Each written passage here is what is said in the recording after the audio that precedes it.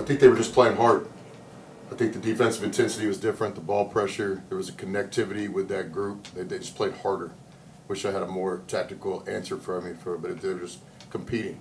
And then when you compete, fortune will come your way eventually. Balls start going in a little bit more when you play hard. What went into the decision to start Pat tonight?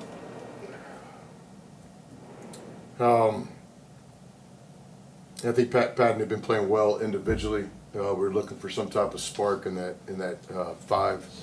Patton's a young guy playing a grown man's game. He deserved that opportunity based on his game performance and practice performance.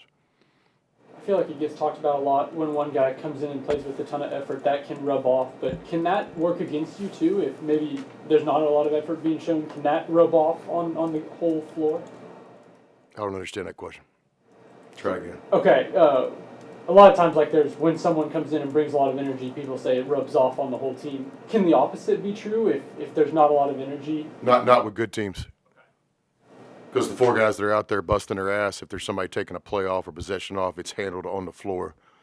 But we got a team right now where the coach has to fight the fights. I mean, I'm sitting on the bench watching a game, and I'm not saying it's all the players' fault because it's ultimately is my fault. No, to answer your question specifically, I mean, you got somebody out there not playing with effort on good teams. It's handled before it ever gets to the coach. This is player-led team. We're just not there right now. But I'm not deflecting my role in this either. We're obviously not a well-coached team right now, period. Any more questions? All right, This is an obvious question, but how infuriating is it when you guys come off of a two-game, you didn't play particularly well, it's like the second night in California, and then you don't get the effort after you've had a good bit of time between games? Yeah, it is infuriating. It's concerning. I don't know. I'm not going to sit up here and just give coaching speak. I've never been in this personal situation in my coaching career.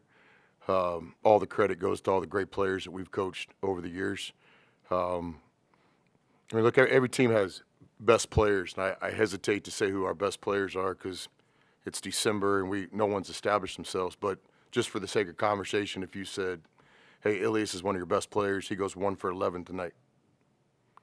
And if you say, well, Dia is one of your best players, he goes 2 for 10 tonight. And if you say, well, AJ is one of your best players, the Ole Miss basketball team's minus 21 with AJ on the court. And so, when you say the same thing, if you're the coach, the team isn't playing well, but at some point there has to be some accountability. So tonight in the second half, there was accountability. We found 5 guys that were willing to play really hard. And again, I thought there was a lot of positives in the second half. So, coach gets up here, you're not supposed to talk about the players, but the players are professional players now. Just like any criticism to the coaching staff and myself is warranted, bring it on. But at some point, again, if I told you before the game that Dia's going to go 2 for 10, Ilias is going to go 1 for 11, and AJ, when he's on the court, Ole Miss is going to get run off the court. It's going to be a hard night.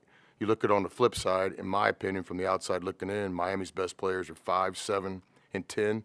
And they have a true point guard in Trey Washington. Well, what did those guys do tonight? I'll let you guys read the stat sheet. 7's a freshman. He goes 18 and 9, shoots 7 for 12 from the floor. So, again, not throwing the players under the bus, but just saying, if we're going to fix this thing, we have to find players. Could be those same guys, could not be those same guys. We got to find some players.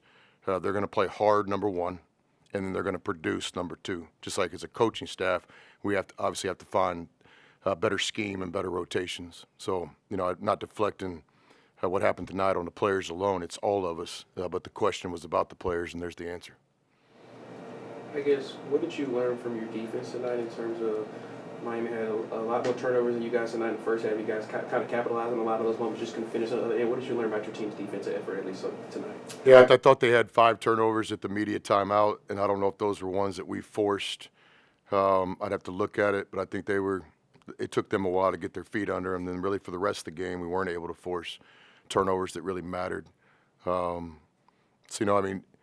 Before we talk about defense and the tactic, you just say, was the team playing hard enough to even have success against a really good team in Miami? So it starts with effort.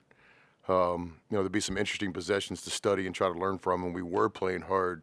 Now as a coach, you can figure some things out, but it all starts with effort. If the guys aren't going to execute, it doesn't matter what scheme you have. effort is number one. We talk a lot about attitude, effort, and body language in our program, and we're just not there yet. We use the word culture, and we don't have one right now. And so ultimately, coaching staff's responsibility, myself included, at the top of the list. We just got a lot of soul searching. I think I mentioned this in Palm Springs. We don't have a rotation right now. We have competitive practices. Zach and Deuce got opportunities tonight, and I thought they played well. And so there's future opportunities for them. I thought Corin brought a spark too. So it's not the ideal spot to be in December when you're still trying to find guys that want to play hard enough to play for Ole Miss, but that's where we are. That's the reality where we're at right now. All right, thank you. Thanks.